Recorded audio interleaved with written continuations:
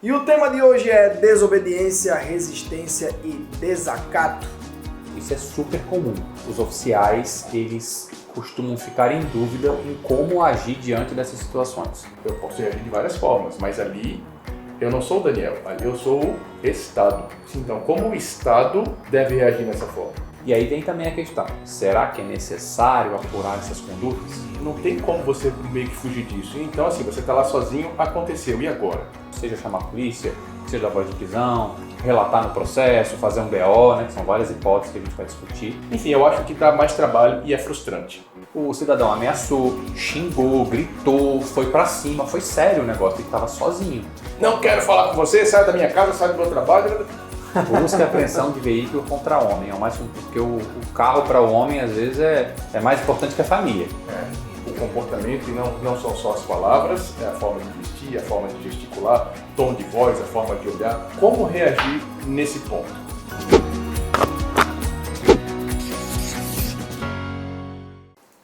E o tema de hoje é desobediência, resistência e desacato. Seja muito bem-vindo a mais um estreia aqui da Escola de Oficiais pelo canal que você já acompanha pelo YouTube. Se você é novo aqui, se inscreva, curta, compartilhe e conversa com a gente aqui no chat para que a gente possa ir trocando uma ideia sobre esse tema. E assim, o tema é muito delicado hoje e eu quero saber o que os nossos amigos acham desse desacato e dessa desobediência. E da resistência. Boa noite, Mauro. Boa noite. Boa noite, Daniel. O que eu acho, eu não gosto de nada disso. Não gosto de nada Tô disso, fora. né? Então eu vou começar levantando a mesa aqui para causar um desacato. Será? Será que é?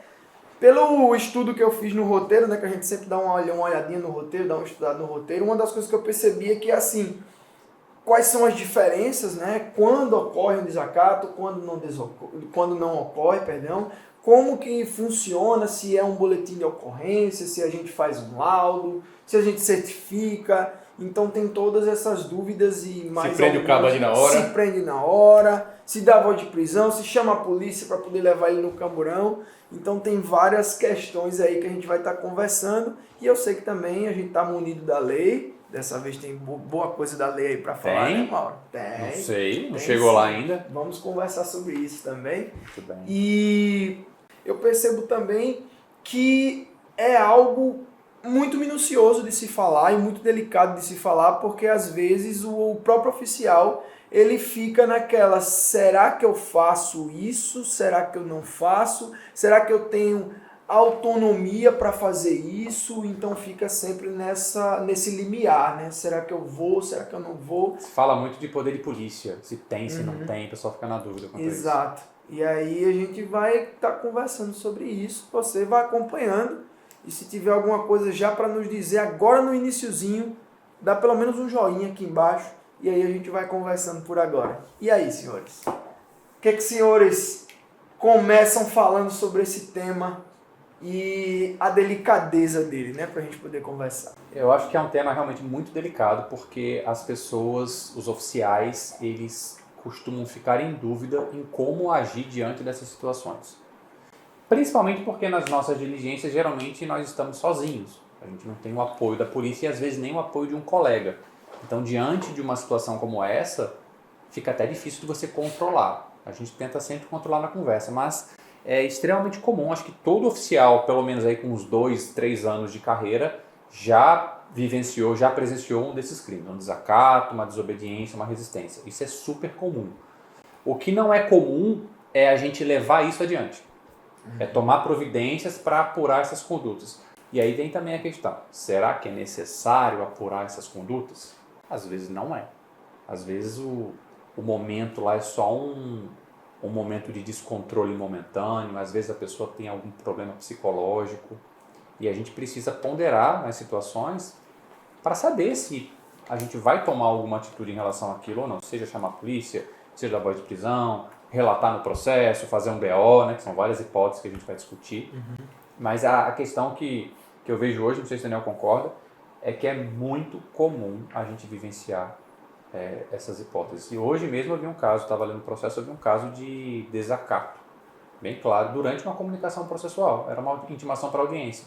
E aí o oficial fez um relatório de 2 páginas, informando tudo o que aconteceu e alertando para os próximos oficiais que forem fazer diligências em relação àquele destinatário para que tenham cuidado, porque ele era agressivo e estava ameaçando mesmo. E ele fez o auto processual e registrou isso no processo. E funcionou, porque eu estava procurando esse réu, estava analisando o processo e eu vi essa advertência que o oficial fez para a gente ter cuidado, e eu vou fazer a diligência com todo o cuidado do mundo. A importância de certificar, né? Exatamente. No mínimo tem que certificar. Já adianto aqui, no mínimo certifica. Maravilha. Concorda com isso, Daniel? Com o que o Mauro acabou de falar? Cara, em partes, essa é uma situação meio delicada de se fazer, né? Quando você está em dupla ou com apoio, raramente você vai ter esse tipo de problema. Apesar de acontecer, mas com apoio você consegue tomar providências. Quando você está sozinho, você está muito mais exposto. Sim. Mas aí com um pouco de tempo e de experiência e um pouco de estudo também, você vai aprendendo algumas formas de comunicação. Isso não resolve tudo. Mas quando eu estudei a CNV, que é a comunicação não violenta, cara, eu comecei a praticar técnicas que reduzem essas reações do outro, né? Vai meio lá para baixo a parte de desobediência, desacato. Mas, enfim, isso vem com o tempo e com o estudo. O fato é que isso acontece e não tem como você meio que fugir disso. Então, assim, você está lá sozinho, aconteceu, e agora? E agora o Mauro citou que pode tomar uma série de providências. Só que às vezes dá mais trabalho para o oficial de justiça, pensando do ponto de vista da diligência. Dá mais trabalho para o oficial de justiça e, em geral, é frustrante porque a gente não vê nenhuma atitude do poder público sobre isso. Entendi. O que é mais trabalho? Cara, vou ter que levar para a delegacia, vou ter que fazer TCO, ou vou ter que fazer uma certidão bonitona lá, circunstanciada, e amanhã eu vou dar uma olhada, o cartório vai expedir um novo ato, um novo mandado, e não vai nem observar o que eu fiz na minha certidão. O Mauro comentou isso agora, mas ele não falou para vocês. O Mauro coordena o núcleo de inteligência aqui em Alagoas. Então, pela natureza do trabalho, né, você estuda o processo, você volta, vai olhar o que aconteceu, você vai ter inteligência processual na sua diligência. Mas o oficial de justiça comum não faz isso. A não ser que sejam os caras mais curiosos. Eu gosto de ler o processo. Ah, Daniel, mas gasta um monte de tempo e diligência e o seu tempo e tal. Eu gosto porque eu acho que, apesar de dar mais um trabalho na leitura do processo, eu economizo muito tempo, esforço e me sujeito a menos risco e diligência. É o meu modus operandi, é assim que eu gosto de fazer. Mas, em geral, aquilo que você coloca no processo normalmente não surte efeito. Eu não estou dizendo que não faça, porque tem que fazer. O ruim é quando você deixa de fazer e acontece problema, né? Pelo menos está lá registrado. Enfim, eu acho que dá mais trabalho e é frustrante. Para o oficial que espera um resultado, que espera uma decisão do juiz sobre aquilo. Você chega, doutor, chega no gabinete do juiz, olha, aconteceu isso, minha certidão está aqui nessa situação, vamos dar uma olhadinha? E o juiz não toma providência. Aí você fala, poxa, me coloquei nesse risco, tive um trabalhão de fazer essa certidão, e nada vai acontecer, o processo segue. Aí, entendi. Vê se não é assim com você. Eu acho que o Daniel falou bem nessa realidade, viu? É bem isso, a gente fica até desestimulado às vezes em relatar as coisas. Porque normalmente quem está lá no gabinete ou no juízo em geral está preocupado com o processo. Sim. Não está preocupado necessariamente com esses fatos que acontecem. Está preocupado, o ato processual, né? Foi feito? Foi feito, resolveu aqui o meu processo? Vida que segue. Normalmente é assim. Esse caso mesmo que o colega relatou, ele relatou muito bem. E estava conversando com o Daniel antes de começar o vídeo, relatou muito bem e ele colocou uma advertência no final para que a secretaria fizesse constar a observação do risco na expedição dos próximos mandados, para que os próximos oficiais ficassem cientes do risco. Por quê? O cidadão ameaçou, xingou, gritou, foi para cima, foi sério o negócio, ele estava sozinho. E aí ele não fez nenhum boletim de ocorrência lá em respeito à mãe, porque o rapaz parece que estava com um problema psicológico, preferiu não fazer. Mas relatou para o juízo e o juízo poderia, o Ministério Público ali poderia ter oferecido alguma denúncia, enfim, um investigado, nada foi feito. E o mandado seguinte que saiu não teve nenhuma observação, saiu apenas nome e endereço. Então foi exatamente isso que o Daniel falou. Nem tomaram providência para apuração da conduta, nesse caso desacato, e nem tomaram providência para que o próximo oficial de justiça tomasse cuidado. Simplesmente foi ignorada a certidão. Serviu para mim, porque eu estava analisando o processo à procura do réu. E olha que curioso, eu procurando o réu num processo criminal por importunação sexual e desacato, desacato também, no processo criminal. E essa busca que eu fiz foi em outro processo, foi um processo de natureza civil, era uma audiência de família. E foi nessa audiência de família, Que você encontrou. somente uma intimação, que ele se comportou dessa forma com o oficial. Aparentemente ele estava bem desequilibrado. Enfim, mas essa é a realidade. A gente acaba ficando desestimulado, mas a gente tem que fazer, tem que apurar sempre que for necessário. E aí a gente vai ter que tomar essas práticas e por isso que a gente está conversando aqui para poder esmiuçar um pouco desse assunto. E para começar assim lá do cerne, né, da Pangeia, como o Daniel costuma falar, o que seria esse crime de desacato, desobediência, resistência, seja lá como a gente queira rotular? O desacato é mais fácil. O desacato é a falta de respeito, né? É a ofensa de uma forma geral. Mas é importante que tenha um dolo específico, tenha uma vontade específica. Não pode ser simplesmente uma reclamação, um descontentamento com o poder público. Ah, essa justiça é uma porcaria, não funciona, esse Estado é corrupto. Isso por si só não é um desacato. O desacato ele tem que ter a finalidade de desabonar a pessoa. Sim. De chegar no oficial de justiça e xingar a pessoa do oficial e realmente rebaixar, humilhar, não só o oficial, mas como qualquer outro servidor público. Então essa é a ideia do desacato. Que foi o caso desse exemplo que eu dei, do colega que relatou no processo. A desobediência já é um pouquinho mais grave. É quando você desobedece uma ordem legal de um funcionário público. E pode ser qualquer ordem que o funcionário público dê para você. Pode ser uma ordem policial, por exemplo, uma ordem de parada, uma ordem de apresentar uma determinada informação em determinado momento, desde que essa ordem seja legal. Pode ser uma ordem do oficial de justiça, que está cumprindo o mandado. Geralmente isso acontece no Poder Executivo, porque os policiais e o Poder Executivo em geral têm o poder de polícia, de fiscalização, que pode limitar a atuação do particular. Isso é o poder de polícia, já adiantando. Então você fiscaliza e você limita a sua liberdade. Por exemplo, uma abordagem policial. Você pode ser submetido até mesmo a uma revista, se for necessário. E você é obrigado a, se a ordem for legal, a se comportar de acordo com aquilo que foi solicitado pela autoridade, ou determinado pela autoridade. Caso você não faça, você está desobedecendo. Essa é a ideia do crime de desobediência. E, por fim, a resistência. A resistência já é um pouco mais grave. O pessoal confunde muito no caso de resistência. Por quê? A resistência é quando você resiste a um ato lícito de uma autoridade pública, de um servidor público. Você se opõe à execução de um ato legal. E essa oposição ela pode acontecer de duas formas. Você se opõe, mas o ato é realizado.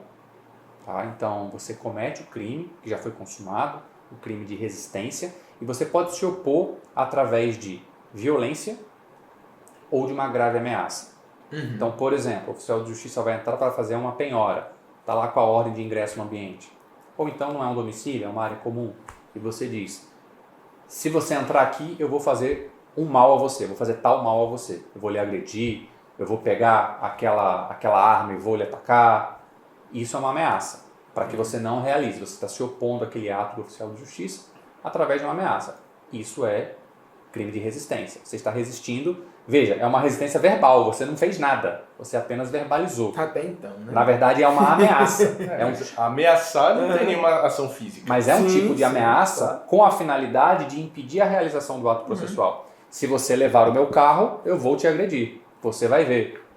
Né? Então, sendo uma ameaça grave, já é caracterizado resistência. E pode ser também através da violência. O empurrão, o soco, uma agressão física mesmo, com a finalidade de se opor a esse ato legal.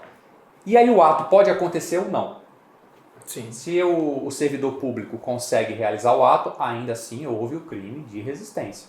Agora, se você não conseguir vencer essa resistência e o ato não se realiza, por exemplo, a pessoa fugiu com um veículo ou a pessoa pegou uma arma e impediu você de entrar no local, você não conseguiu entrar porque seria perigoso demais e o ato processual não se realizou, também é resistência, mas aí ela já é qualificada. A pena é maior, já passa aí de 2 anos, já deixa de ser um crime de menor potencial ofensivo.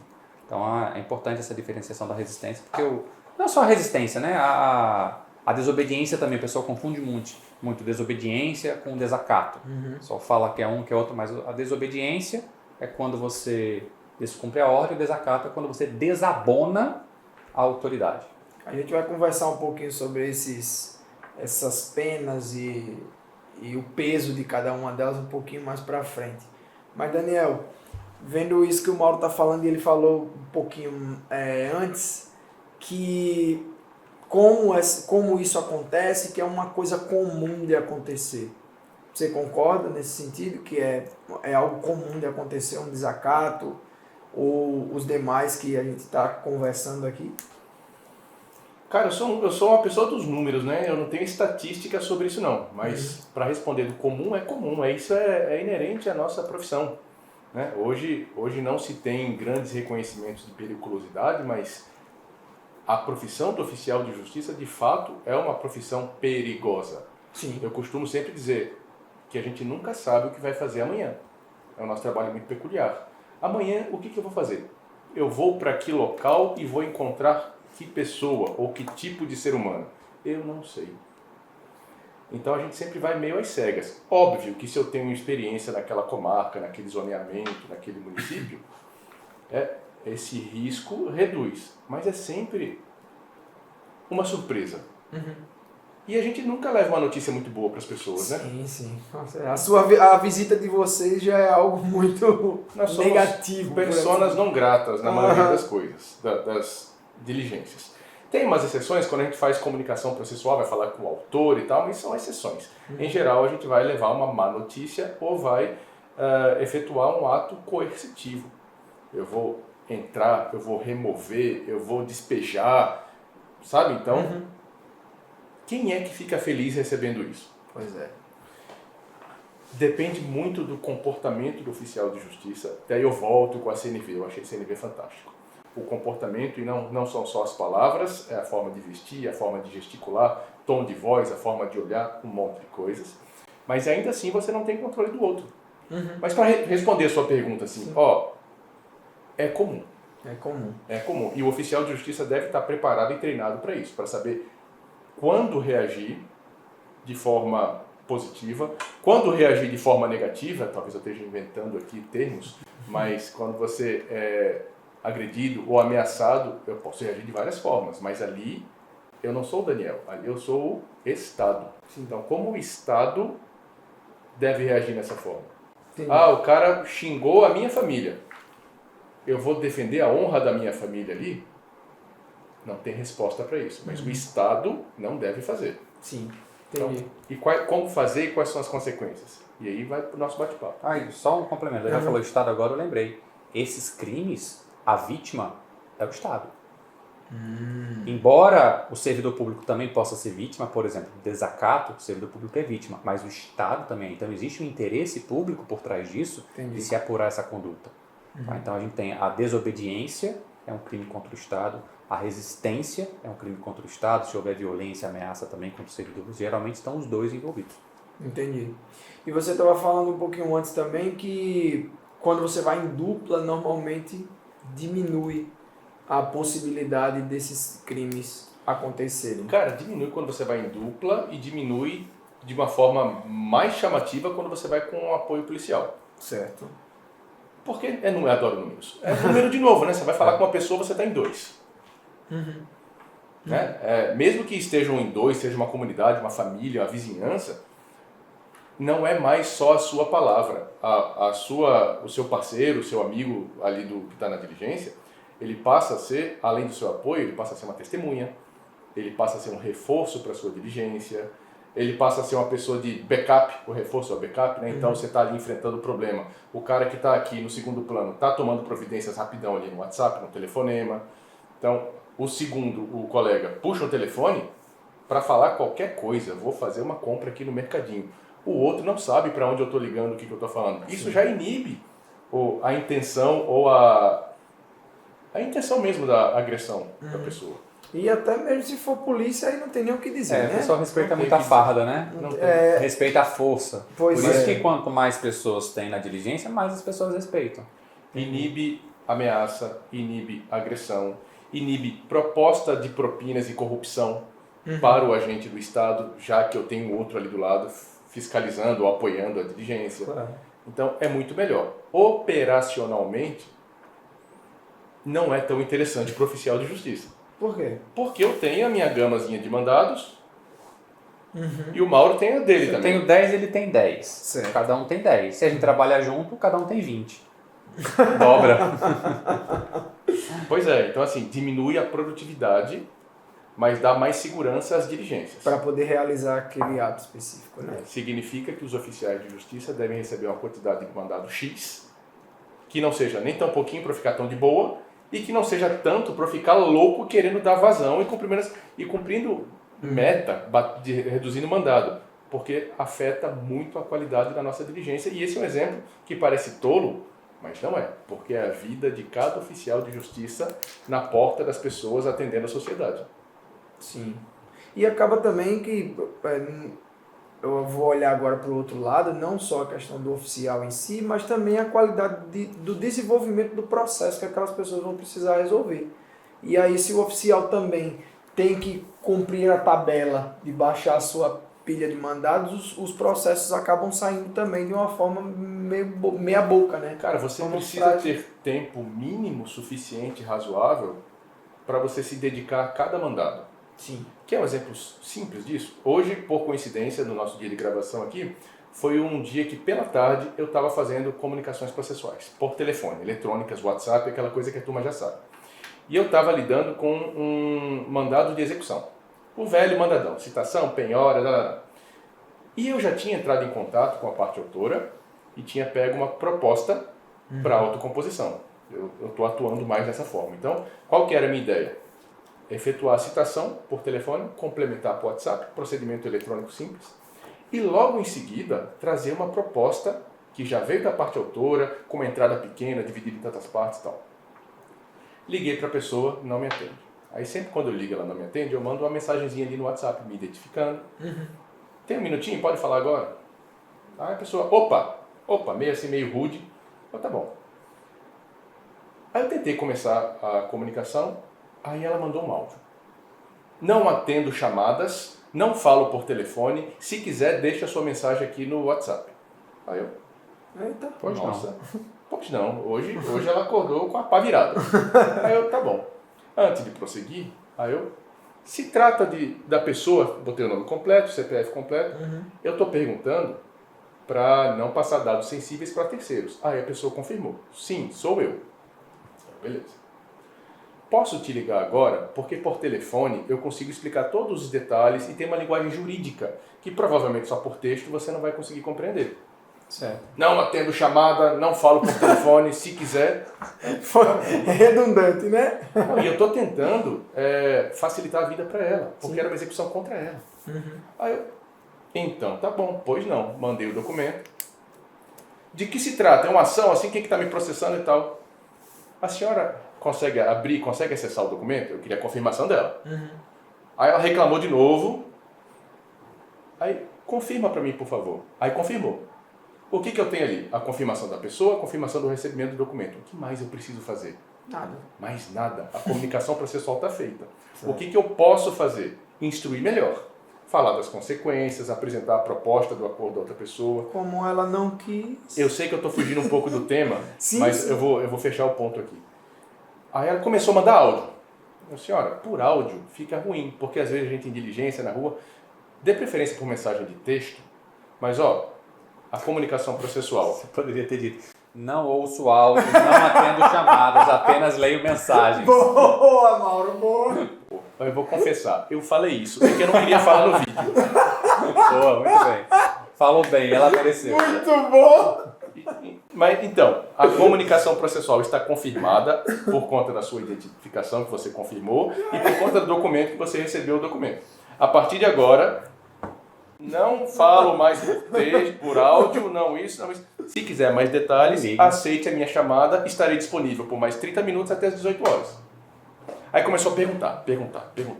Quem é que está me processando? Por gentileza, leia atentamente o documento que eu lhe enviei. Quer falar comigo? Mas quer falar comigo? Não é? Não estou entendendo esse Pessoa diálogo. Quiser mais ambígua. detalhes, é porque, veja, É difícil comunicação. eu tenho que traduzir um juridiquês por uma linguagem simples, para a pessoa comum. Como fazer isso para o WhatsApp? Eu tenho que oferecer uma proposta da parte autora e instruir a pessoa que ela pode aceitar, que ela pode apresentar uma contraproposta, Mas ela não a tava consequência querendo, por texto, cara, inviabiliza. Mas para fechar esse arco, qual que era a minha ideia? Eu estava fazendo esse trabalho todo hoje. Imagina isso numa diligência. Sim. Não atendo chamada de oficial de justiça, eu nem sei se é você de verdade. Imagina cara a cara com a pessoa. Pode ser melhor ou pode ser pior? Pode ter os dois vieses, né? Eu poderia ter me apresentado, mostrado a minha funcional, explicado para ela. E ela aceitado de boa, ou então colocar toda essa carga em cima. Não quero falar com você, sai da minha casa, sai do meu trabalho. Que foi o que aconteceu na história que eu contei mais cedo com o colega. Foi mais ou menos desse nível. Como reagir nesse ponto? Cara, eu fiz a comunicação processual, está feita. Falei, eu estou disponível até às 18 horas e tal. Só que como eu estou no digital, amanhã. O ponto era a qualidade da diligência. Voltei. Como eu estou no digital e esse tempo eu não estou tão assoberbado, amanhã eu já coloquei na minha agenda, volte lá, dá mais um oi para essa pessoa. Pode ser que amanhã ela acorde um pouco melhor e você fale, fulano, eu ainda estou disposto aqui a fazer uma chamada de 5 minutos e lhe explicar tudo. Se ela disser que não atende ligação, você bloqueia esta mulher. Não, do contrário, o meu atendimento aqui por meio eletrônico vai ser suspenso, está encerrado e a gente vai continuar conforme a ordem judicial. Então, é uma forma de tentar. Sim. Né? Eu poderia puxar o meu orgulho aqui e falar agora, não, agora só faz... Mas eu vou estar dificultando para mim mesmo. Né? E às vezes encontrando uma objeção quando eu chegar lá na diligência. Então eu ainda vou tentar mais um pouquinho aqui. Só que para você fazer isso, você tem que ter tempo. E para você ter tempo, você não consegue com uma pilha desse tamanho. E fechando o meu arco da minha ideia agora, quando você trabalha em dupla, a tua produtividade em geral cai pela metade, porque você está pegando o seu tempo e dividindo com a outra pessoa. E aí a probabilidade de você trabalhar sozinho e acontecerem essas situações é muito maior. É esse o ponto, né? Você estava falando, Daniel, da comunicação eletrônica, e aí eu fiquei pensando aqui. Obviamente, existe essa possibilidade de ter o desacato, de ter a falta de respeito em qualquer lugar, né? Seja por uma mensagem de WhatsApp, seja por qualquer canto. Então, assim, presumo eu que nas comunicações processuais também podem acontecer desacatos, né? Por mais simples que seja o ato processual, pode acontecer. Eu acho que só o simples fato da chegada do oficial já pode ter um cometimento de um crime aí, né? Das pessoas verem você e dizer, oxe, homem, pelo amor de Deus. E olha que eu ainda acho que é mais comum por telefone, viu? Porque por telefone as pessoas são mais bravas. Porque rede social, todo mundo é valente. Tem uma barreira aqui, ó. Aí o pessoal, já foi tanta coisa que a gente viu que o pessoal compartilha, né? E lembrei até agora da nossa amiga Érica Sakaki, do Vídeo de Oficial, que ela tá lançando uma obra chamada assim, Era Só Uma Intimação. A gente até conversou sobre esse nome. Que legal. Aí, explicando que nunca é só uma intimação. Você falou agora, né? É só uma comunicação, um negócio mais simples? Mas na prática acaba não sendo. Então a gente está sujeito a todos esses crimes, também comunicação processual. O mais comum, talvez, seja o desacato, mas também pode acontecer desobediência e resistência. Por exemplo, eu posso estar numa diligência de comunicação processual, eu posso ter que acessar determinada área, que é uma área aberta ao público, e pelo fato de eu ser oficial de justiça, aquela empresa está dizendo, não, aqui você não vai entrar porque eu não quero que o oficial de justiça entre aqui. Mas aquela área é de acesso livre. Então você vai dar uma ordem para que franqueie o acesso para você dar cumprimento, pode ser até uma comunicação processual. Nesse caso, se essa pessoa não permitiu o acesso, ela vai estar descumprindo uma ordem legal. Seria, por exemplo, abra a porta, ou não impeça de eu entrar. Um outro caso que pode acontecer de desobediência, aliás, seria resistência. Poderia ser resistência, já aconteceu comigo. Eu estava tentando realizar um ato processual, queria comunicar o Cleiton, e aí chegou um parente, um vizinho, Daniel, falou, não, você não vai passar nada para o Cleiton não. Entrar na frente, mandando eu ir embora, mandando a pessoa entrar, ou seja, ele tumultuando o ato processual, e aí eu dei uma ordem para ele. Falei, o senhor não interrompa a diligência processual e se afaste. É uma ordem legal. Permita que o ato se realize. E ele não. Ali ele estava prestes a cometer o crime de desobediência. Se ele me ameaçasse, não aconteceu a ameaça, mas se ele me ameaçasse para eu não fazer aquele ato, aí seria resistência. Ou ameaçasse ou cometesse uma violência. Mas ali naquele momento ele ficou somente com com a desobediência. E depois ele cessou, eu conversei com ele, fui na boa, conversei, aí outra pessoa puxou ele, eu consegui realizar o ato. A gente sempre consegue, quase sempre consegue e acaba meio que deixando para lá. Então é possível em diversas situações e talvez o mais comum, que o pessoal não se atenta, é a recusa de identificação.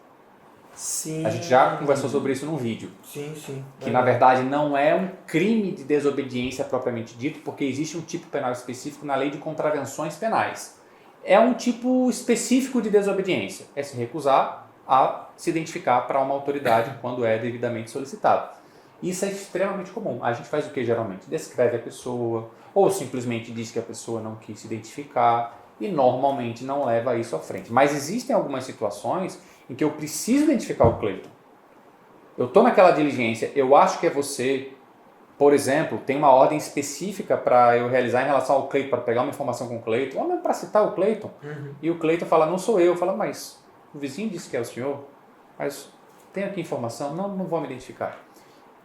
Isso é bem comum, talvez seja o caso mais comum e acontece mais por telefone, né? Por telefone agora que a pessoa não quer mandar identidade, fica com receio. É que por telefone é muito fácil você dizer não para o oficial que não está ali. Mas veja que caracteriza a desobediência. Se a gente se identifica com funcional, ou com videochamada, ou oferece a identificação, e a pessoa se recusa, pode ser o caso de crime de recusa à identificação, que é um tipo de desobediência. Então veja. A pessoa se sente impune, porque o Estado não pune nesses casos. Que é a frustração que a gente começou a falar lá no início desse vídeo, né? Então a gente certifica isso, coloca nos autos, etc, etc. É muito difícil a gente ver uma postura do magistrado ou do Ministério Público punindo esse tipo de comportamento. E aí você não inibe, a sociedade continua agindo dessa forma. Por outro lado, também, complementando esse pensamento, tem muito golpe por telefone, né? Então as pessoas desconfiam. Vai do oficial de justiça, né, ter o jogo de cintura para poder se identificar. Então, peraí, Cleiton, tá com medinho? Não tem problema, eu lhe entendo. Mas, esse aqui sou eu. Videochamada, você não aparece não, só eu. Minha cara, meu rosto, minha identidade, meu brasão. Então, você dá esse conforto para outra pessoa. Tira da equação o medo de golpe. Aí eu vou conferir mesmo se a pessoa está com resistência ou não nesse sentido. Se ela está de má fé ou se ela quer colaborar, né? A dica que se tem aqui em diligência física ou virtual é que a pessoa não é obrigada a apresentar um documento de identidade para se identificar. É um requisito do CNJ e do STJ para comunicação eletrônica, isso é. Mas em diligência, ela não é obrigada, por força de lei, a apresentar um RG ou uma CNH. Ela tem que declarar quem ela é. Se a gente for pegar a literalidade da lei, é exatamente isso. Tem gente que discute. Agora tem gente que diz que também não. A intenção da lei... Tem esse entendimento. Tem. E a gente tem um vídeo sobre isso, num cardzinho aqui em algum lugar, que fala sobre a recusa do réu, seja identificação, ou seja cooperação, algo nesse sentido. Depois vê esse videozinho que tá legal também. Mas, minimamente, a pessoa deve se declarar quem ela é, e apesar de não precisar, segundo esse ponto de vista, apresentar um documento, me diga qual é o seu CPF. Não tenho aqui. É outra história, mas me fala qual é. Porque depois eu vou para um banco de dados, caso eu tenha acesso, ou eu trago essa informação para o processo que faz as respectivas pesquisas. E qual desses três é o mais comum de acontecer? A recusa, a desobediência ou a resistência? Olha, eu acho que o mais comum de todos seria a desobediência no sentido da recusa. E a frequência deles, assim? É bem comum. Principalmente com terceiros. Nem tanto o destinatário, mas se você chegar para um terceiro, você vai fazer uma citação com hora certa. Pensei a gente nisso. também tem vídeo, apareceu ali agora há pouco. Aí eu lembrei. Aí você chega, intima o terceiro, dizendo que o terceiro está envolvido no processo, vai ter que comunicar, outro, não tem nada a ver com isso, não vai me identificar. E é contravenção penal, porque ela é obrigada a se identificar. E tem assim uma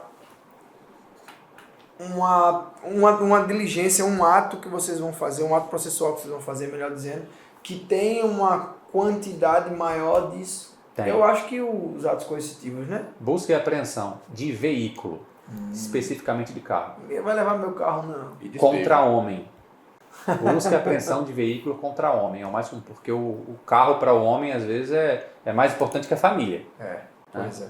Por vários motivos. Então, o que a gente mais vê de problema, agressão, ameaça, fuga, desobediência, resistência, desacato, tudo, e outros crimes, inclusive, busca e apreensão de veículo. É o que mais tem que ter cuidado. A gente ouve história direto no Brasil inteiro, o pessoal postando matéria. Aqui em Alagoas, vira e mexe, alguém foge, alguém ameaça, alguém bota carro para cima. Então tem que ter muito cuidado com busca e apreensão de veículo. Tem gente que ainda faz sozinho. Eu vi um caso desse Eu ia perguntar isso agora. ontem com a colega. Ontem. Ela foi fazer a busca e apreensão, o cara deu uns gritos para lá e disse que não ia levar o carro dela porque ele não tinha sido o carro dele porque ele não tinha sido citado ainda e ele era advogado. E aí ele esqueceu que existe uma coisa chamada liminar. Primeiro se cumpre a ordem, depois cita, né? Então ele não entendia nada do procedimento. E esse cara engrossou o caldo e pegou o carro e fugiu.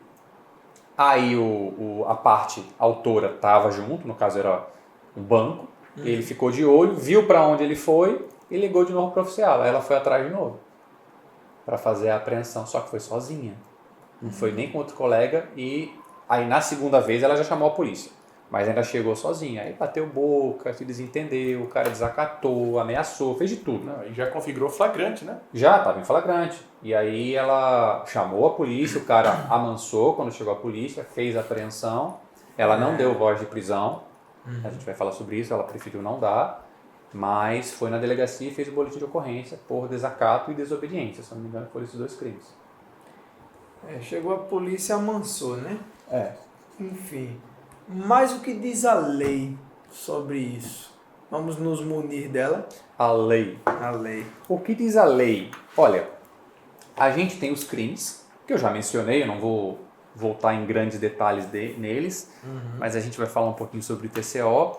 A gente tem no Código de Processo Civil 2 artigos interessantes, embora seja matéria criminal, o CPC menciona, tanto lá no 536, quando ele fala do cumprimento de sentença, na obrigação de fazer alguma coisa, tá? Que aí a consequência, se você não fizer, pode ser uma busca e apreensão, uma remoção, ou se for uma obrigação de não fazer, para você desfazer algo, ou deixar de realizar uma conduta. E se você desobedece essa ordem, além de uma consequência financeira que você pode ter, o próprio artigo prevê lá que sem prejuízo da responsabilidade por crime de desobediência.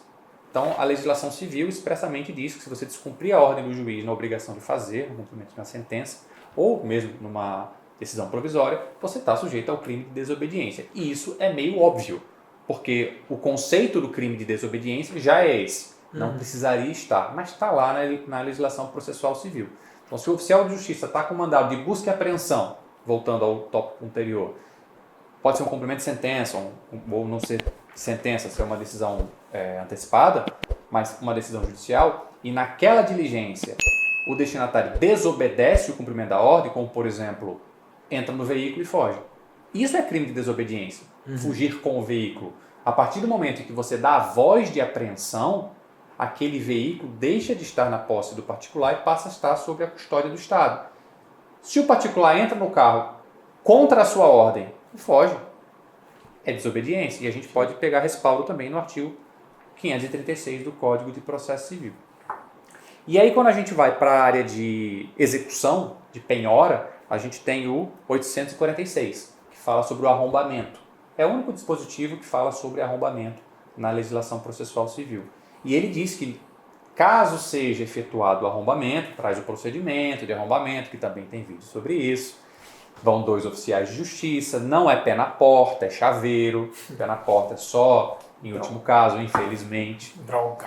Aí o próprio artigo 846 fala assim, ó, os oficiais de justiça, no caso de arrombamento, por quê? Se teve um arrombamento, é porque alguém não abriu a porta. Sim. Porque alguém está desobedecendo uma ordem judicial. Aliás, é muito provável, porque pode não ter ninguém em casa, o imóvel pode estar vazio e ainda assim ter um arrombamento. Mas se há alguém, este alguém está desobedecendo. E aí o CPC já fala que o oficial vai lavrar o auto de arrombamento em duplicata. Uma via vai para o processo judicial, entrega-se para o escrivão, ou no nosso caso a gente já junta direto eletronicamente, e outra via vai para a autoridade policial.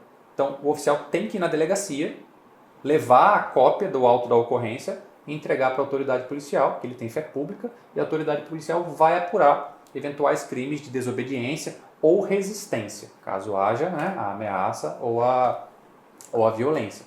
Então tem essas previsões no Código de Processo Civil, onde a gente está na esfera civil, e que tem aplicabilidade do Código de Processo Penal, que traz lá quais são os crimes. Certo.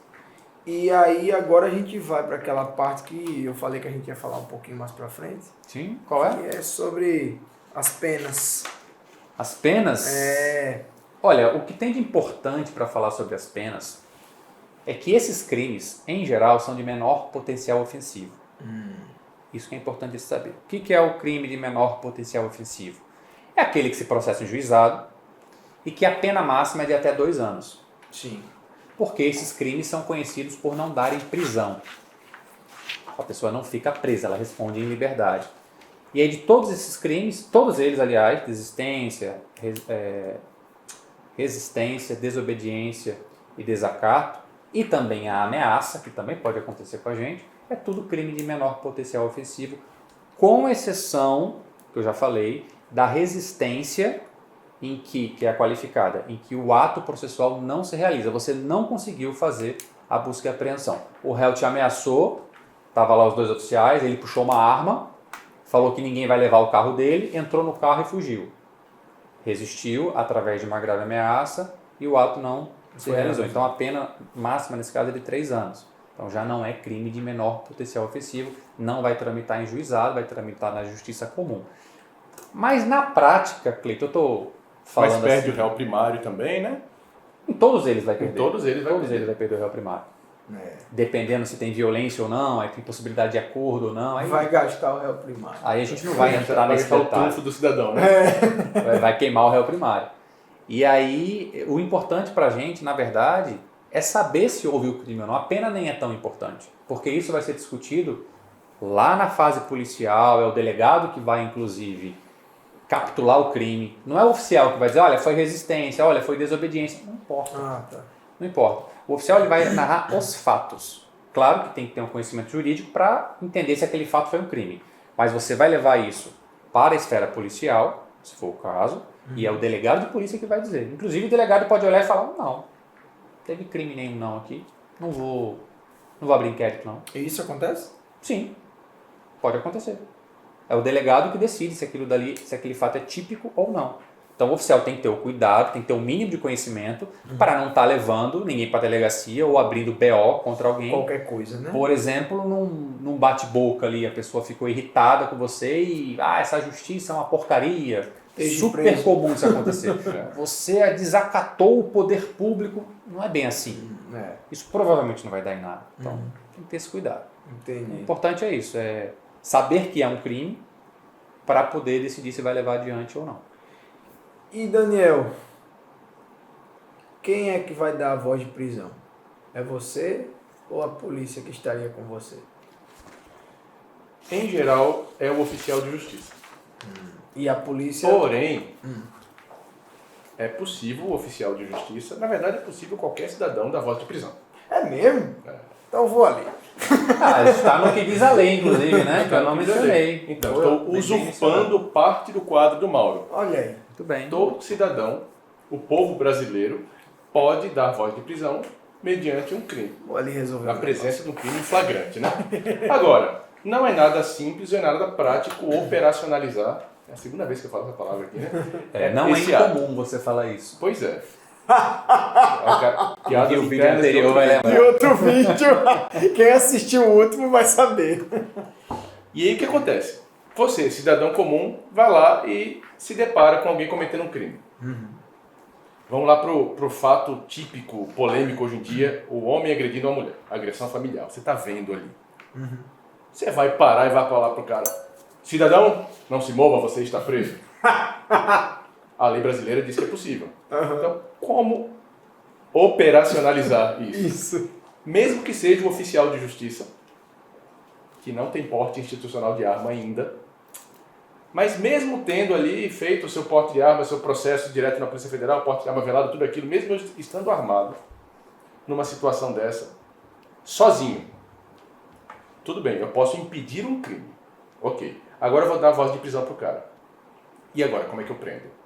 O cara se rendeu, tá de boa. Como é que eu prendo? Inclusive, o uso da arma pelo oficial de justiça, caso ele tenha porte, é para defesa. Não é para atuar de maneira ostensiva, Sim. para render alguém. Mas pode ser para a defesa de terceiros também. Pode, você vai render alguém se ele estiver causando ali um mal injusto.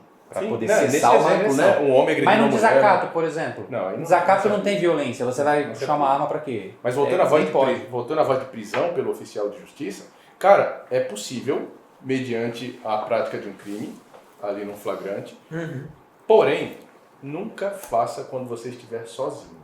Nunca faça. Porque você nunca vai saber a reação do outro. Você vai dar a voz de prisão e falar, pronto, a partir desse negócio, por conta disso, o senhor, a senhora está preso. E agora? Me prenda. Como é que você vai fazer isso, Cleiton? Como é que você vai me prender? Você vai botar o cara na garupa da sua moto e vai... Tá. Não, e o réu ele vai perguntar isso para você. Vai me prender como? O cara vai peitar você. Ele vai. Você quer me prender agora? Como é que você vai fazer isso? É muito difícil. Então, assim, é possível, oficial de justiça da voz de prisão, mediante o flagrante? Devo fazer? Depende. Primeiro, sempre chame reforço.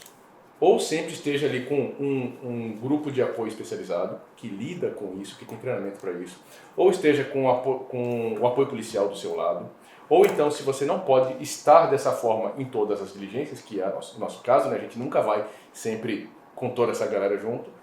Percebi a pessoa cometer um crime. Opa, CNV, sei o que lá, sei o que lá, sei o que lá, sei o que lá. Recua, bate um papo, chega ali no local, numa situação segura, você pode pegar o seu veículo e sair daquela situação. Vai para uma lanchonete, vai tomar um cafezinho, vai relaxar. Enquanto isso, pega o teu telefone, ó, e liga lá pra galera. Aí a galera pode ser a sua galera, pode ser polícia militar, pode ser polícia civil, dependendo do caso, pode ser um núcleo de apoio a diligências, pode ser mais 1, 2 ou 3 colegas oficiais de justiça com suporte para isso. E aí, o que você faz? Você volta. E quando você volta com a sua galera, você fala, carinha, seguinte, o senhor está preso. Veja a diferença. Tá? As ferramentas legais que eu usei são as mesmas. Só que agora eu estou com suporte, eu estou com equipe. Sim. E aí ele está preso. O que fazer depois disso? Aí você vai ver se vai levar direto para uma delegacia, para qual é o local da sua região que costuma receber flagrantes nesse sentido, se é um presídio, se é uma delegacia, se é uma central de flagrantes. E aí cada região vai ter a sua. Aqui no nosso caso em Alagoas, em Maceió, na capital, né? A gente leva para a central de flagrantes.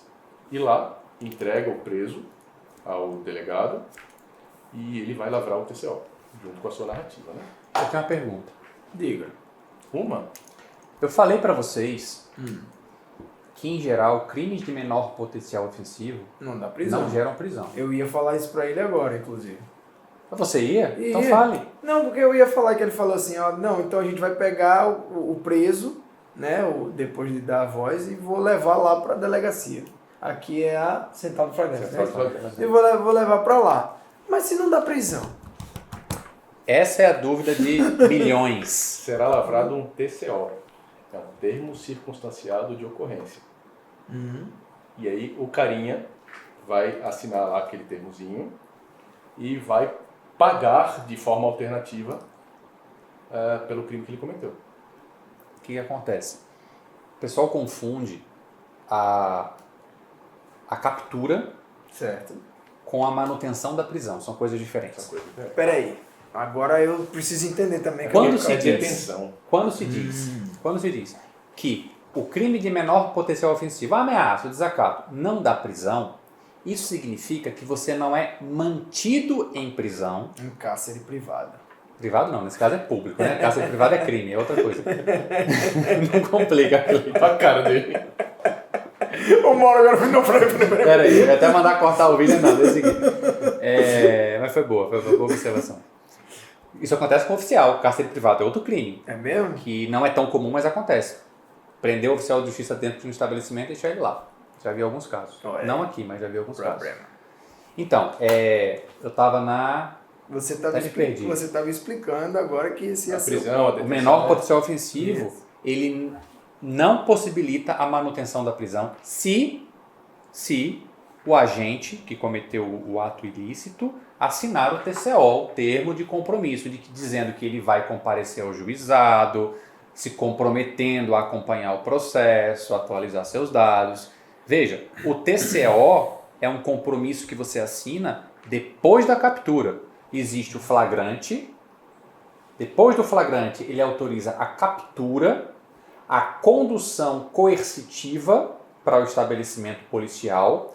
Nesse estabelecimento policial, o delegado de polícia vai analisar se a conduta foi crime ou não. E aí ele vai verificar se é de menor potencial ofensivo ou não. Lembra que eu falei que é o delegado que vai ver? Sim. E ele é que vai lavrar na delegacia, após a captura e a condução, o termo de compromisso. E aí ele não vai manter o réu preso, mas houve o flagrante, houve a captura, houve a condução. Na prática você é preso. Você é preso, levado para a delegacia e na delegacia você é solto. Se você se recusar a assinar o termo de compromisso, você fica preso. Só que todo mundo assina, porque ninguém quer ficar preso. Exato. E se for uma resistência, um crime de resistência, onde o ato processual não se realizou, por exemplo, uma ameaça na busca e apreensão e fugiu com o carro, não vai caber termo de compromisso, porque a pena é superior a 2 anos. Então, a prisão sempre é possível Entendi. nesse caso. Então, E ele já queimou o réu primário. A diferença é o nome técnico é detenção. Você perde ali temporariamente o seu direito de liberdade. Você é capturado, conduzido e aí entra nesse processo que o Mauro falou. Só que, lembra que a gente comentou lá no início do vídeo? Dá um trabalho para o oficial de justiça. Só pra ele estar falando aí a quantidade de coisa que Porque acontece. no caso de uma busca e apreensão, se eu tenho ali um desacato, se eu tenho uma resistência, e ainda assim com a equipe policial perto, eu consigo apreender o carro, entregar para depositário, etc., mesmo diante desse crime, o que é comum a gente observar? O oficial de justiça, deixa para lá. E não relata, e não registra. E aí entra esse comportamento na visão da sociedade. Nunca dá em nada. quando é justiça é bobagem, só quando é a polícia, que aí você fica com Quando medo o nosso de ser comportamento passar a mudar, e quando o comportamento da delegacia, e de repente até dos magistrados e do Ministério Público, começando a cobrar esse tipo de comportamento ante o Estado em diligência, né, ante o oficial de justiça, isso pode aos poucos mudar a visão da sociedade e o comportamento da sociedade. Mas veja, como é difícil a gente lá na hora, ok, o senhor está preso pelo crime de desacato. E aí eu termino a diligência, libero o cara e vou embora. Opa! Você não deu voz de prisão? Sim. E o desacato, esse crime aqui. O oficial que dá a voz de prisão, depois tem que conduzir até a delegacia. Então por isso que dá o trabalho e isso não Dá uma um voz de trabalho a mais e dá a preguiça que deve ser superada. prisão. Sim. E você deixa de registrar vários crimes e a sociedade vê como é oficial de justiça. Pô, daqui eu posso abrir bocão que não dá em nada não. Vai desacatar um PM fardado? Você já viu alguém desacatar PM e... Não, pode ir embora? Agora dá trabalho. A galera que está assistindo a gente vai pensar, é muito bonito falar isso, mas vai fazer na prática? Cara, realmente dá trabalho. Eu posso muito bem encerrar minha diligência ali, busca e apreensão cumprida, e ir para outros mandados, ou então não. Agora, aproveitar que o apoio policial está aqui, vamos para a delegacia. Entrega o cara, narra os fatos. E só depois aí o delegado se resolve para lá. Mas aí você faz isso uma vez. E o desacato não acontece uma vez de uma diligência por mês. Né? Aí faz duas. Faz isso meia dúzia de vezes no mês, se eu for azarado. Bota no jornal. Não é?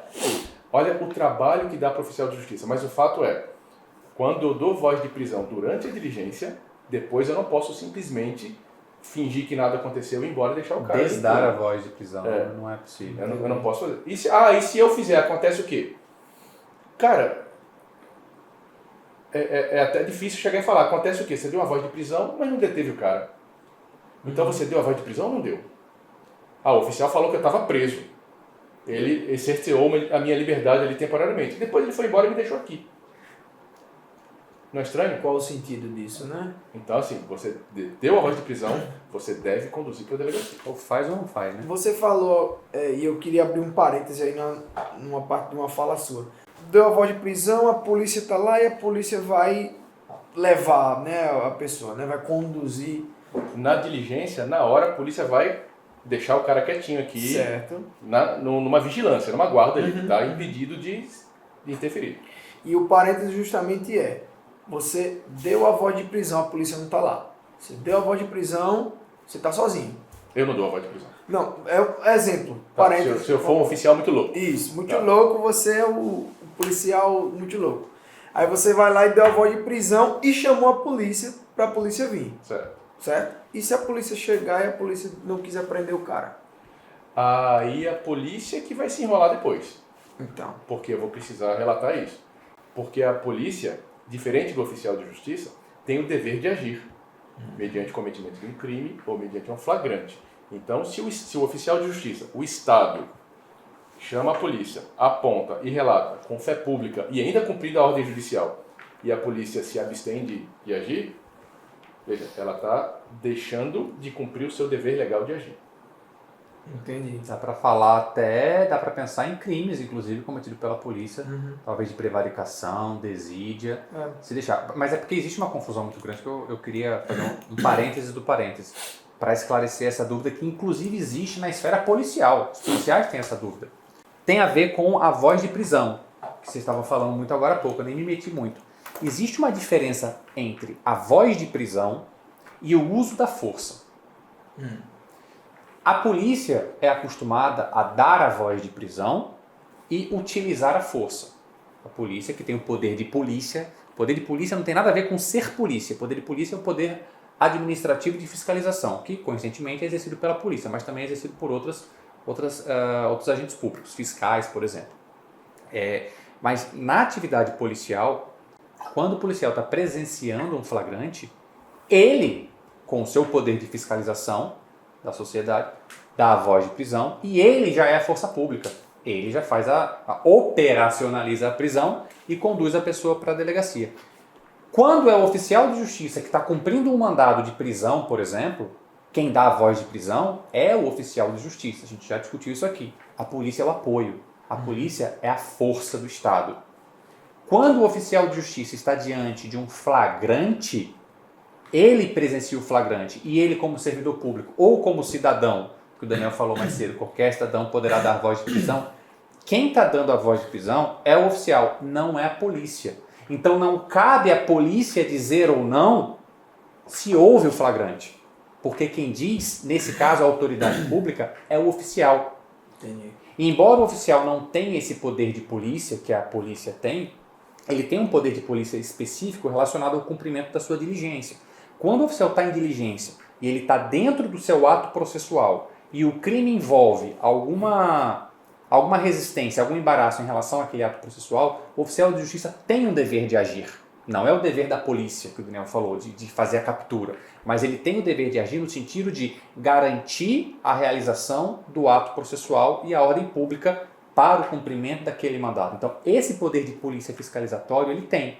E o oficial de justiça tem o dever coercitivo, tem a função, aliás, a função coercitiva, quando a gente está falando de um ato coercitivo, ele tem que realizar aquele ato, e ele tem o dever de materializar aquela ordem judicial. Isso, somado à fé pública do oficial de justiça, e o que é a fé pública? Presumir que é verdade aquilo que ele está declarando, faz com que uma situação de um ilícito, onde ele declara agentes policiais, eu presenciei um flagrante, em cumprimento à ordem judicial, e essa minha declaração presume-se verdade porque eu tenho fé pública. Então, presume-se que o ilícito aconteceu. A parte vai ter que provar o contrário. Então, como existe uma presunção, e eu tenho o dever de agir, de declarar que aconteceu aquele fato, a polícia não pode se recusar. Mas a polícia frequentemente entende que são eles que devem presenciar. E é o que acontece às vezes quando um cidadão, fui roubado, chama a polícia. A polícia vem e fala, olha, essa pessoa que tentou me roubar. Aí a polícia vai dizer, mas ninguém viu. Como é que a gente vai saber que foi um crime ou não? Isso já aconteceu. É a palavra de um contra o outro. Só que é a palavra de duas pessoas que tem o mesmo peso. E aí eu vou fazer um comparativo, que o Daniel também já mencionou, da violência doméstica. A palavra da mulher na violência doméstica, mesmo que estejam os dois sozinhos em casa, se ela disser que foi agredida e chamar a polícia vai dar a voz de prisão. Porque ela vai presumir, inicialmente, que o que a mulher está dizendo é verdade. Ela não tem fé pública, mas existe um peso maior.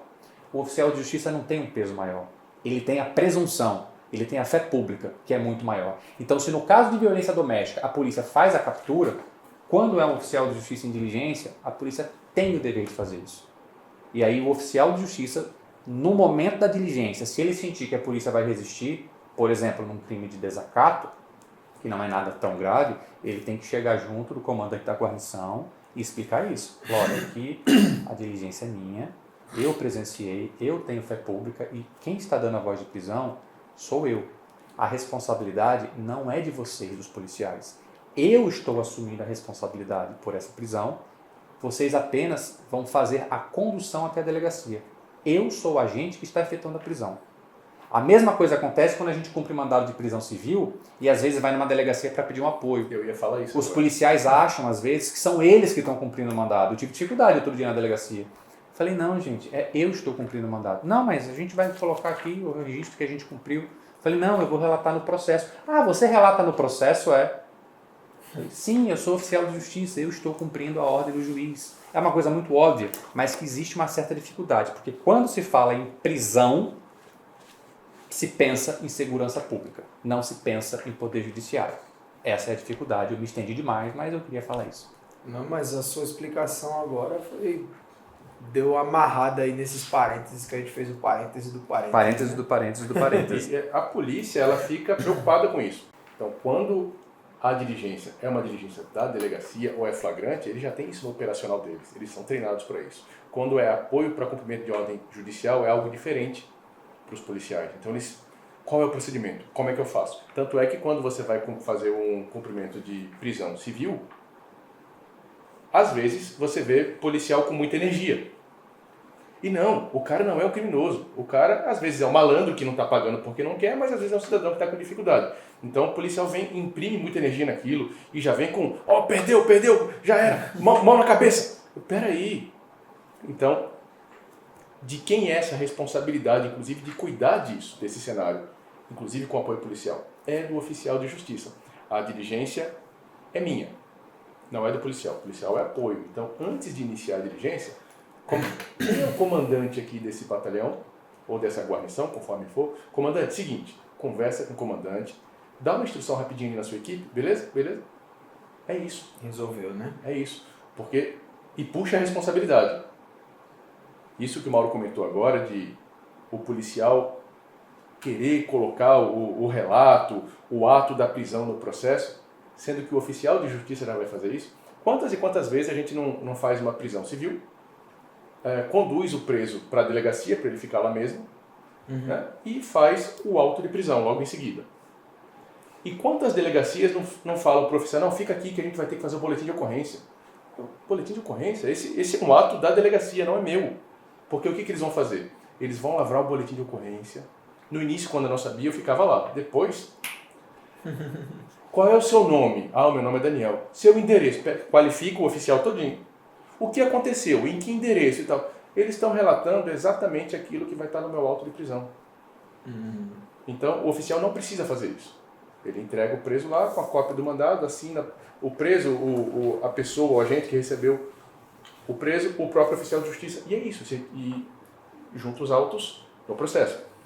Mas você tem que convencer o advogado disso. Tem que explicar, o advogado não, o delegado disso. Tem que explicar isso para eles. Porque no início eles querem a segurança do que está acontecendo para depois não receber um puxão de orelha. Para depois falar, não foi algo que eu não atentei. Então, às vezes, eles colocam coisas demais. Porque, como o Mauro falou, para fechar a ideia também, eles estão acostumados com o ostensivo. E os policiais ficam preocupados com a responsabilidade. Poxa, estou fazendo uma prisão aqui que eu não vi, que eu não sei o que aconteceu. Mas eles têm que entender que a figura do oficial de justiça ali na diligência é a autoridade pública competente. Eu faço um comparativo das prisões realizadas em audiência, por exemplo. Audiência com o juiz. Está lá o juiz fazendo uma audiência e o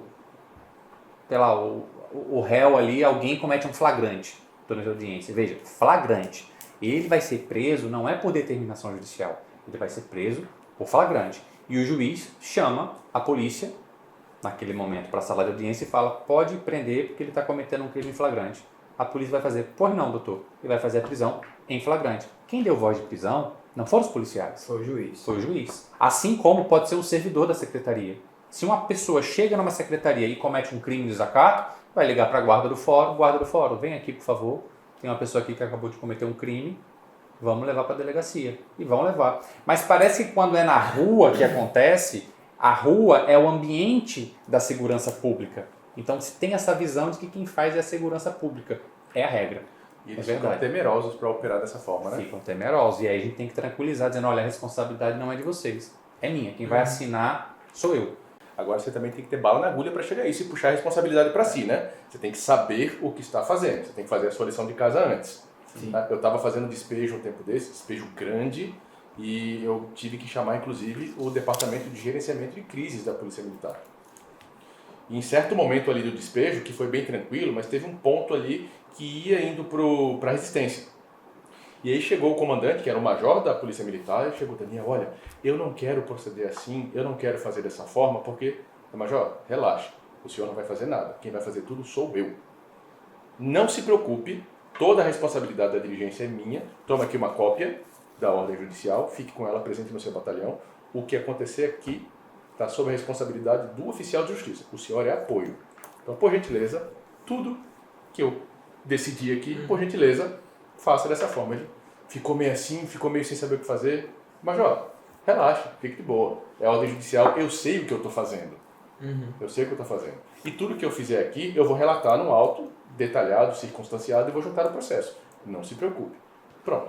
Quando eu falei isso para ele, pois não, viatura, aqui, pessoas, lá, pronto, resolveu e começou a fazer. Entendi. A gente tá conversando sobre prisão o tempo todo e vocês já trouxeram algumas outras condutas que a gente pode tomar, né? Como, por exemplo, certificar nos autos, o boletim, a prisão em si, né? Que a gente está conversando há um tempo. Tem outras coisas que a gente precisa fazer, além dessas 3? Olha, o mais importante de tudo, para mim, é sempre relatar. Sempre relata. Que nem um colega fez, como eu contei no início da conversa. Ele relatou, não deu em nada. Ninguém, botou na certidão, fez uma excelente certidão. Colocou lá, serviu para mim, porque eu vou fazer a diligência e eu vou com cuidado. Inclusive, eu vou chamar ele para ir comigo, eu não vou sozinho, porque eu sei que é arriscado. Então, no mínimo, relatar. E nem sempre, a gente está falando aqui de fazer prisão, da voz de prisão, a gente está falando do extremo. Não estamos dizendo para todo mundo, pelo amor de Deus, não vamos dizer que a escola oficial está dizendo que a oficial de justiça sai prendendo todo mundo por aí, qualquer desacato, qualquer problema. Não. Isso é último caso. Faz o que o Daniel falou primeiro, usa todas as técnicas de comunicação, cumpre o ato processual. E aí eu vou dar uma dica. Conseguiu cumprir o ato processual, talvez não seja caso de levar isso adiante. Talvez. Depende do caso. Você pode estar diante de uma pessoa desequilibrada. Você pode estar diante de uma pessoa que está em desespero. Você pode estar diante de uma pessoa que está drogada. Existem várias situações que, se você levar adiante, vai trazer mais prejuízo do que solução. Então o oficial tem que ter muito bom senso aí, tem que entender quem é que de fato está de má fé. Se o oficial entender quem está de má fé, ele vai saber como conduzir aquilo. A pessoa está de má fé, ela faz aquilo de ruindade realmente para atrapalhar, é de propósito, tem que ser apurado. Inclusive para servir de exemplo para a sociedade e trazer mais credibilidade para o Poder Judiciário. Agora, isso é quando você consegue realizar o ato. Se aquela conduta está impedindo você de realizar o ato, aí eu já digo diferente. Eu já digo haja. Porque a gente tem o dever de zelar pelo ato processual. Então, se aquilo dali está me impedindo de alguma maneira, você vai ter que tomar uma atitude para fazer cessar aquela conduta, mesmo que seja uma prisão em flagrante, especialmente se for, apurar aquela conduta e você fazer o seu trabalho. O seu dever legal, que é cumprir aquela determinação, realizar o ato. Então, é sempre assim. O ato se realiza de qualquer jeito? Você pensa, pondere. Agora, se o ato não for realizado, aí você tem que dar um passo para trás, se for o caso, chamar a polícia, chamar reforço e voltar para fazer o ato processual. E quais seriam os melhores cuidados, Daniel, que a gente poderia ter para que nenhum desses crimes venham a acontecer? Cara, nem sempre isso está no nosso controle, né? Porque é difícil controlar o outro e prever o outro. Claro. Mas quando se tratar de algum ato coercitivo, você tiver que entrar de modo forçado, você precisar remover uma pessoa ou uma coisa, ou tirar alguém de algum lugar para fazer uma reintegração de posse, um despejo.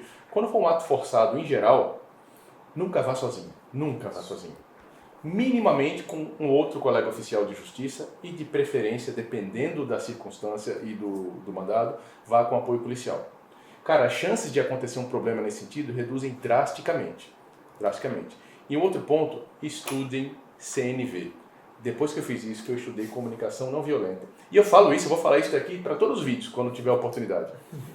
É o seu comportamento que às vezes espelha o comportamento do outro. Ou às vezes a sua reação frente à reação do outro, que lhe recebe ali como uma surpresa, caramba, busca e apreensão, o meu carro. E a pessoa tem uma reação ali que às vezes é agressiva, às vezes é rude, e o oficial de justiça espelha isso, não sabe lidar com isso, não tem controle emocional para isso. Às vezes ele fica muito duro e rebate. Então, quando eu rebato uma reação do outro, o potencial de agressão, de desacato, cresce É a escalada, demais. né? A escalada da violência. Essa escalada, ela sobe muito rápido. Quando eu tenho o jogo de cintura, que o oficial de justiça, cá para nós, já sabe mais ou menos lidar com CNV. Quando a gente estuda, a gente fala, isso aqui então é técnica, vou começar a aplicar de forma consciente. Cara, vira uma chave. E vira uma chave mesmo. Então você aprende a lidar com a pessoa e apesar de ela estar mostrando sinais de agressividade, de descontentamento, você aprende a lidar com isso, se controlar com isso. E às vezes, quiçá, dar um passo para trás e voltar mais tarde. Voltar amanhã, voltar com galera. Então, são essas duas recomendações. Atos coercitivos, nunca vá sozinho. E, em geral, o oficial de justiça está sozinho, CNV ajuda demais. Perfeito.